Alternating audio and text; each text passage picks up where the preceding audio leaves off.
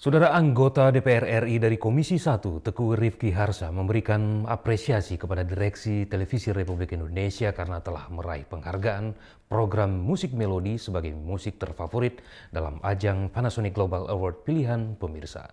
Berikut informasi selengkapnya.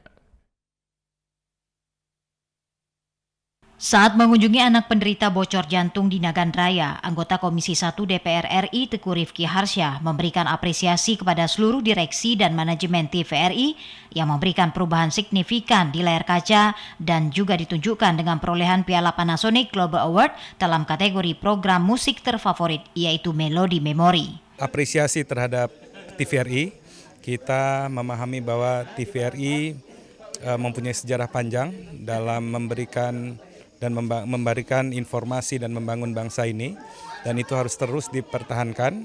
Memang banyak upaya perbaikan yang kita sedang lakukan bersama, terutama dengan direksi baru.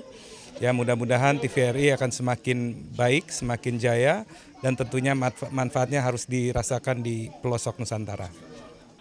Ditambahkan Teguh Rifki Harsha, tentu dengan semangat peraihan penghargaan ini, hendaknya juga terus dapat memberikan program berkualitas dan mendidik bagi masyarakat Indonesia. Pihaknya sendiri tetap akan memberikan dukungan bagi TVRI agar semakin lebih baik di masa mendatang. Tim Liputan TVRI Aceh melaporkan.